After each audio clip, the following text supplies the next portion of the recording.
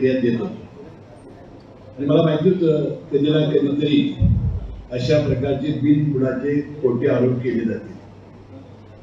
आता किरीट सोमय्या यांनी पत्रकार परिषद देऊन माझ्यावर 127 कोटी काहीतरी घोटाळ्याचा आरोप केला.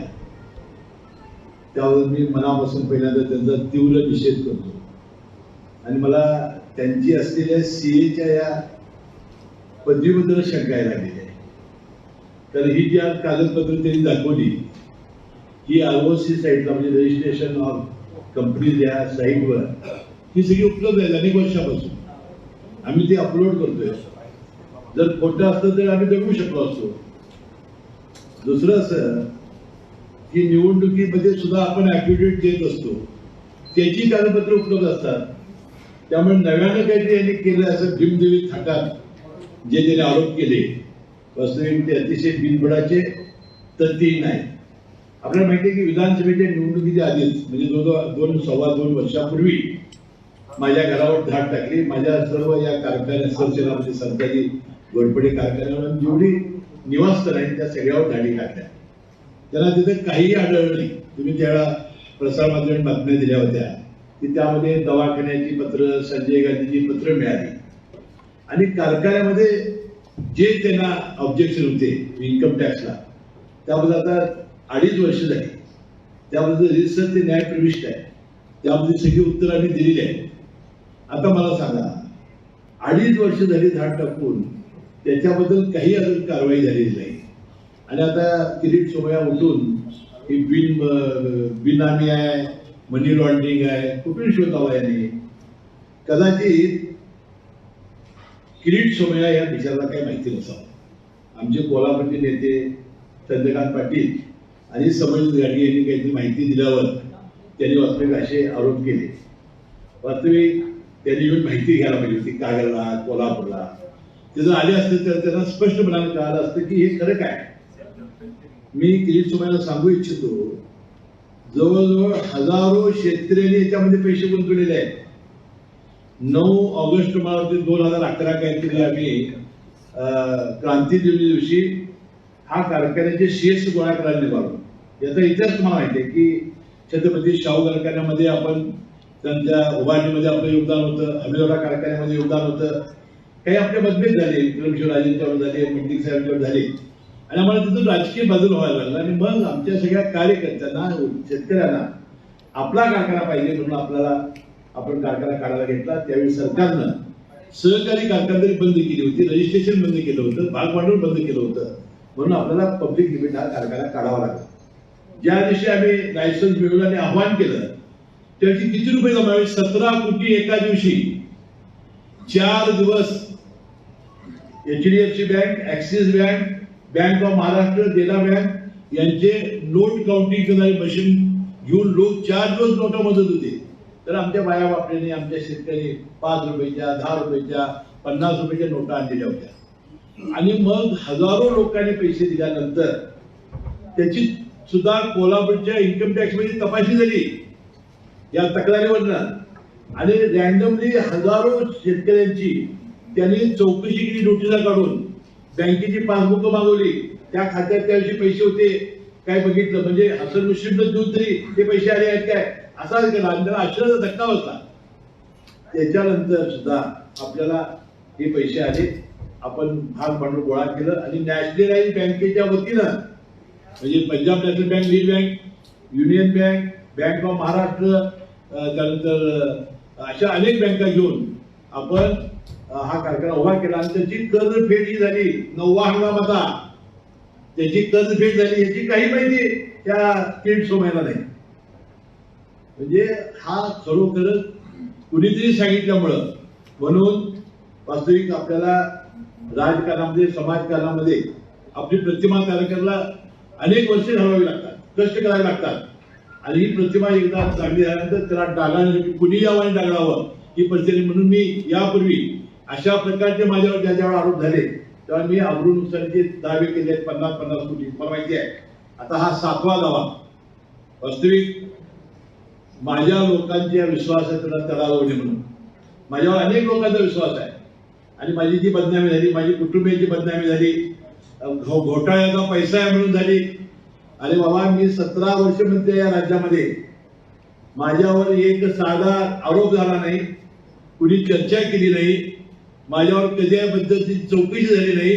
जशी भारतीय जनता पार्टी काळात अनेक घोटाळे बाहेर पडले, चिक्की घोटाळा झाला, हे घोटाळा झाला, तो मुंबईच्या गृहनिर्माणचा घोटाळा, असे घोटाळे आपले झाले नाही आणि माझ्यावर तर कधीच नाही. आणि म्हणून अशी आपण प्रतिमा तयार केली असताना कुणीतरी उठून तो डागाळतो. म्हणून मी येत्या 2 आठवड्यामध्ये किरीट सोमय्यावर फौजदारी आवरून नुसऱ्यांचा 100 कोटीचा दावा या कोल्हापूरच्या सेशन कोर्टात करतोय. आणि ज्यावेळा ते तारखेला येतील त्यावेळेला त्यांनी माहिती घ्यावी काय चाललंय या कोल्हापूरमध्ये.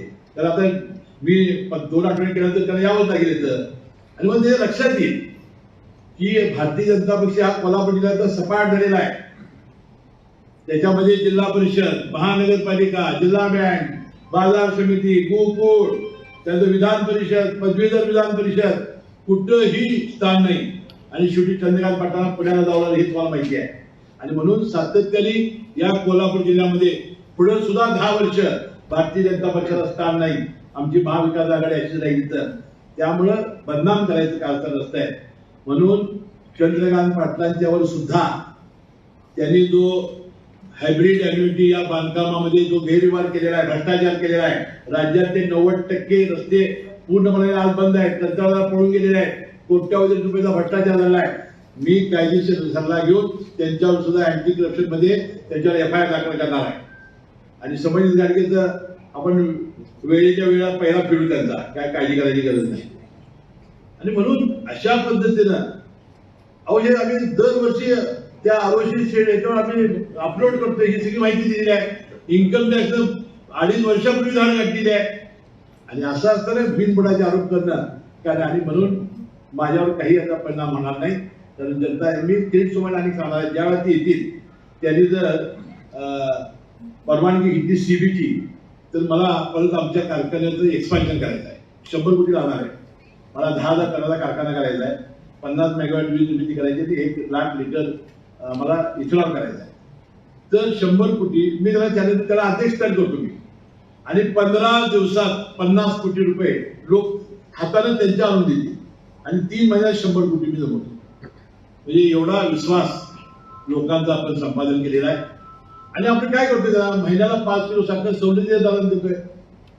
आणि आपण या लोकांच्या प्रेमापोटी, लोकांच्या, शेतकऱ्यांच्या, ऊसाच्या साठी, कामगारांच्या साठी, बेरोजगार कमी करण्यासाठी आपण कारखाना तयार केलेला आहे.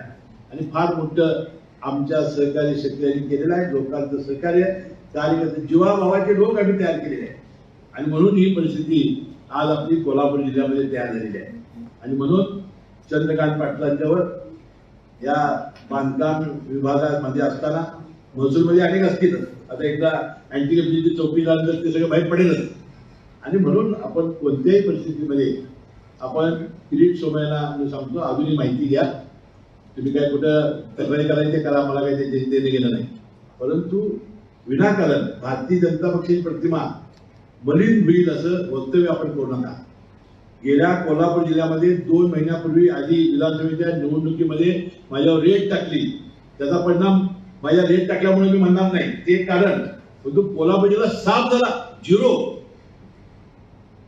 लोकांच्या गोरगरीब आणि सामान्य माणसात फार संताप आणि चीड येत असते अशा घटनेमुळे. आणि म्हणून या केंद्रीय संस्था आणीबाणी काळात तेच घडलं. लोकांना ज्या ज्याला त्रास होतो लोक असे चवताळून येतात. आणि मला वाटते येणाऱ्या या भारतीय जनता पक्षाच्या पराभवाला किरीट सोमय्या हेच जबाबदार ठरतील. आणि ज्याला पुन्हा महाविकास आघाडी सत्ता येईल त्यावेळी किरीट सोमय्याला मी त्यांच्या निवासस्थानी जाऊन हार घालीन. त्यांनी 2700 पानांचा आमच्याकडे पुरावे आहेत.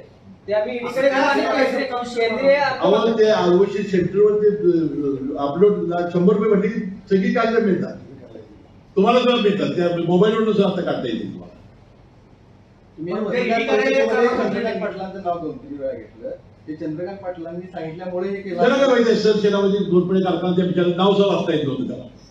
तो मराठा सेनापती, त्याला नाव सर वाचता येत. संताजी धनाजी म्हणाली. त्या बिचाराला काय माहिती सांगा. पण उद्या ईडी कार्यालयात जाणार आहेत ते सगळं. जाऊ दे, ईडीकडे जाऊ दे आणि कुठे जायचं जाऊ दे. आपलं जे न्यायप्रविष्टीच आहे ना ती बाब. मग हे तुम्ही चंद्रकांत दादांनीच्या सांगण्यावरून झालं असं तुम्ही तुमचा आरोप तुमचा आरोप आहे. आहे. मग त्यांनी सोमय्या यांच्या खांद्यावर बंदूक का ठेवली असं वाटतंय तुम्हाला? धाडच पाहिजे ना त्याला, धाडच पाहिजे ना इथं बोलण्याचं, हिंमत.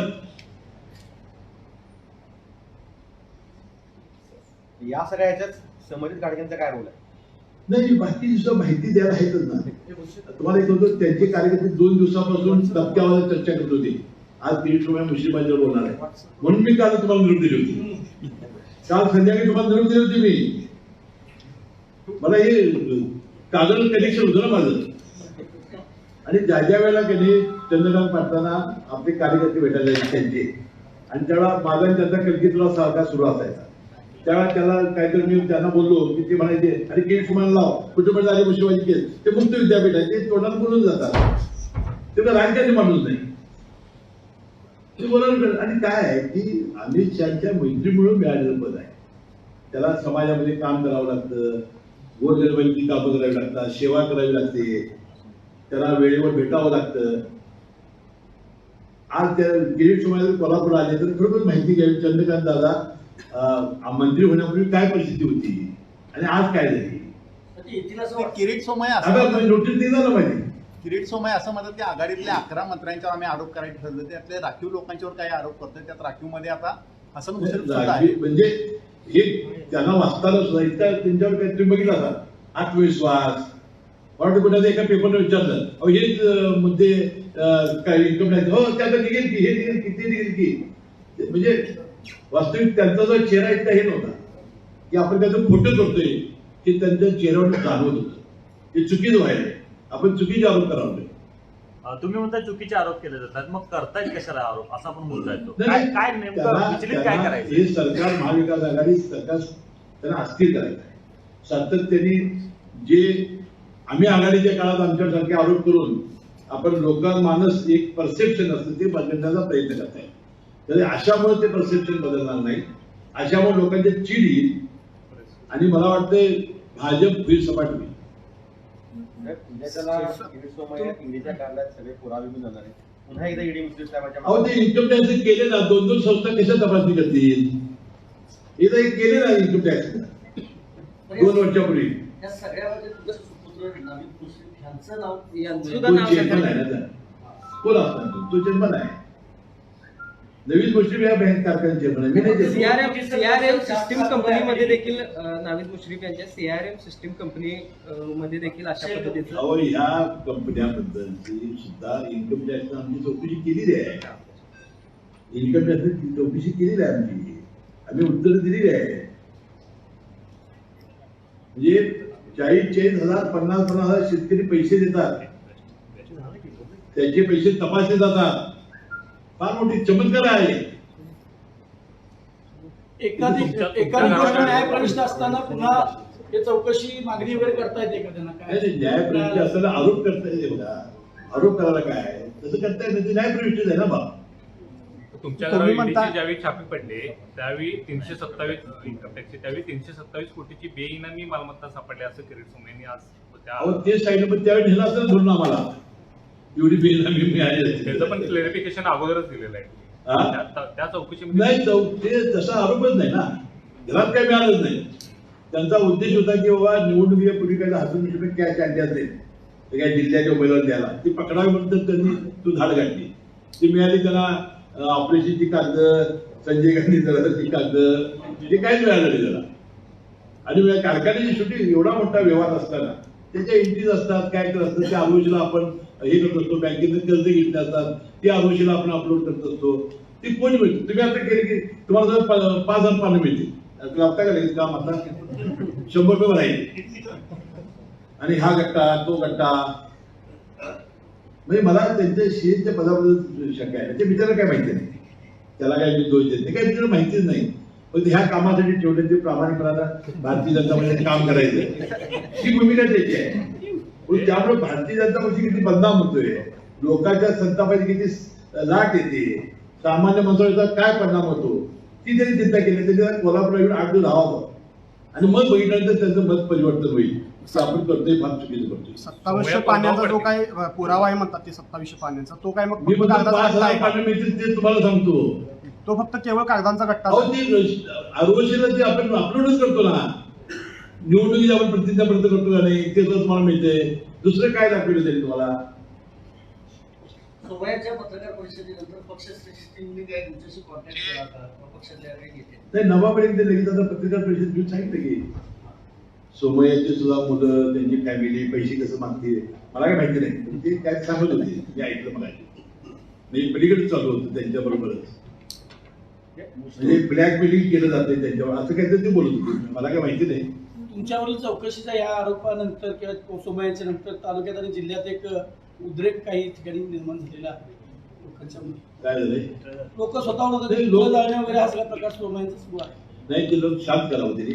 त्या किरीट सोमय्याला बिचारा याच्यातलं काही माहिती नाही, म्हणून त्यांचे पुतळे जाळणे वगैरे आमच्या लोकांनी काही करू नये. आपण कायदेशीर लढाई लढतोय. 2-2.5 वर्षापूर्वी आपल्याला छापा पडलेला आहे, रेड झालेली आहे, घरात काय मिळालेलं नाही. आपल्या जी कारखान्याची त्याची माहिती आम्ही सगळी दिलेली आहे, ती न्यायप्रविष्ट आहे. त्या बिचारचं पुतळं जाळणं, त्याचा निषेध करणं असं करू नका. त्या बिचाराला माहितीच नाही हो. तुम्ही दोष त्याच्यात देता. त्या बिचाऱ्यावर 100 कोटीचा दावा दाखल का करतात? 100 कोटी माझ्या लोकांच्या विश्वासाला तडा जाऊ माझ्या लोकांचा माझ्यावर विश्वासाला तडा जाऊ नये. त्याला हसन मुश्रीफने 7 अनुच्छेद दावे दाखल केले ज्याच्यावर असे आरोप झाले. त्यावेळी जर केला नाही तर घाबरला म्हणजे, म्हणून 100 कोटीचा दावा हा फौजदारी गुन्हा त्याला करावा लागेल. मागच्या सालचं काय झालं? 7 कुठल्या प्रोसेसमध्ये जातात तुम्ही? 7 जे केले आता नोटिसा चालू आहे, त्यांचं म्हणणं जबाब चालू आहे. नाही यापूर्वीची एकूण तुम्ही छापले तर नाव सगळ्यांची ते कोणावर मी प्रोसिजर काय मतदान चालू झालं आहे? जातं. आता प्रोसिजर नेमकी काय चालू आहे? आता एक शेवटच्या टप्प्यात आहे. राजेश क्षीरसागर जी होती त्यावेळा राजेश क्षीरसागरने माझी दिलगिरी व्यक्त केली, तो आपण मागे घेतला. आता एक माझे आमदार संजयबा घाटगे आहेत, आता ते आमचे मित्र झालेले आहेत. नंतर एक शिवसेनेचे 2 आदल्याच्या तंगीच्या वेळेला झालेलं होतं. असे अनेक चंद्रकांत पाटलांच्यावर चालू आहे अजून केस. ते पण मित्र होते. नाही, ते काय आहे, अमित शहाच्या मैत्रीमुळे ते 12 वर्ष होती त्यामुळे मिळालेलं पद आहे. मी एकदा त्याला म्हणालो होतो, त्याला नाही नशिबान ते म्हणाले ते कसं, जर एकदा 12 वर्षे एक नेत्याच्या सहवासात जाऊन जर संन्यासी म्हणून त्यांची आहे ती आदेशी तसं केलं तर एवढं मिळतंय ते मला अधिकार असेल तर मी हे केलं असतं. म्हणजे बांधकाम खातं, त्यानंतर मजूर खातं, त्यानंतर सरकार खातं, नंतर अध्यक्ष 2 नंबरचं मी केलं असतं. त्याला विचारलं, भाग्यवान मानतो मी, मला असं विचारलं. साहेब आता प्रवीण दरेकर असं म्हणाले आहेत, मुश्रीफ साहेब जर हे आरोप फेटाळत असतील तर अनिल देशमुखांच्यावर देखील अशाच पद्धतीने आरोप झाले, त्यांनी देखील अशाच पद्धतीने आरोप फेटाळलेले होते. आता अनिल देशमुख कुठे आहेत हे राष्ट्रवादीने जाहीर करावं. प्रवीण दरेकरांनी शांत राहावं, त्यांनी जरा संयम पाळावा. एवढंच सांगतो मी त्याला, त्यांनी संयम पाळावा, फार बोलू नये प्रवीण दरेकरांनी. नाविद मुश्रीफ साहेबांचं ज्या कंपनीशी कनेक्टिव्हिटी जोडली जाते ती नेमकी कंपनी कुणाची आणि त्यांचा काही संबंध आहे का यामध्ये? मी तुम्हाला सांगतो, कर्ज घेतले नाही एका कंपनीकडून. ती कंपनी बंद झाली असं त्यांनी दावा केला. 12 साली कर्ज घेतलेलं आहे का 13 ती बंद झाल्या 201 शेवटी व्याजाने कर्ज घेणं हा जर एखाद्या याचा असेल आणि आपल्याला पैशाची गरज असेल तर घेतली तर जो देणारा माणूस आहे त्याच्यावरची कारवाई होईल ना. काय व्हायची, आम्ही जर चेक न घेतली असते तर ते म्हणतात की नोटा दिल्या आणि चेक घेतला असं होतं की आम्हाला पैशाची गरज आहे, आम्ही नोटा देणार कुठल्या, पण नोटा मिळवल्या आहेत. नोटा दादाकडं आपल्याला काय. अहो या 17 वर्षात जरा जाग सुद्धा लागला नाही आपल्याला, चर्चा नाही, टक्के आवाजात चर्चा आली नाही. प्रवीण दरेकर यांनी थोडं शांत घ्यावं असं म्हणतात. कुठेतरी गर्भित इशारा गर्भित इशारा आहे का तुमचा? गर्भित दिशा नाही, तरी शांत राहावं एवढं मी म्हणतो. नाही आता भेटले परंतु ते जर माझ्याकडे मी सांगितलं सीबीसी परवानगी काढून ते जर आले तर मला 100 कोटी लागणार आहे, ती मी त्यांना 3 महिन्यात गोळा करून त्यांच्या हस्ते मी देतो. मुझे आज किरीट सोमैया ने आपके ऊपर जो आरोप किया है उसमें आपको तथ्य दिखता है? किरीट सोमैया ने जो आरोप किया है वो तथ्यहीन है, उसे कुछ ही पुरावा नहीं है, इसलिए उनके ऊपर मैं 100 करोड़ का अब्रू नुकसान का फौजदारी दावा 2 हफ्ते में कोल्हापुर की डिस्ट्रिक्ट कोर्ट में करने वाला हूँ। इसके पीछे कौन है ऐसा आपको लगता इसके है? पीछे चंद्रकांत पाटिल और समरजीत गाडगे हैं। उनका धैर्य नहीं है मेरे साथ ये करने का। और ये कोल्हापुर जिला में भारतीय जनता पक्ष साफ व्याप उन्होंने किया है और मैं वारंवार ये भारतीय जनता पक्ष के बारे में और ये सभी बारे में मेरे नेता पवार साहब के बारे में जो आरोप करते हैं उनके बारे में मैं बोलता हूँ। इसलिए मेरा आवाज दबाने के लिए उन्होंने एक कागजदान किया है। चंद्रकांत पाटिल, इनके खिलाफ आप एंटी करप्शन में भी चंद्रकांत पाटिल ने जो बांधकाम मंत्री थे उन्होंने हाइब्रिड एन्युटी जो रस्ते प्रकल्प था उसमें करोड़ों रुपए का भ्रष्टाचार किया है। मैं लीगल से बात करके उनके ऊपर एफआईआर दाखिल करने वाला हूँ। मुद्दई बुरा लाख चाहे तो क्या होता है, वही होता है जो मंजूरी खुदा होता है। मुश्रीफ साहेब, ओबीसी आरक्षणावर एक बावनकुळेने एक आरोप केला आहे. ओबीसी आरक्षणावर बावनकुळेने आरोप केलाय महाविकास आघाडीतल्या एक गट जो आहे तो गट ओबीसी आरक्षणाच्या विरोधात काम करतो. तेवढं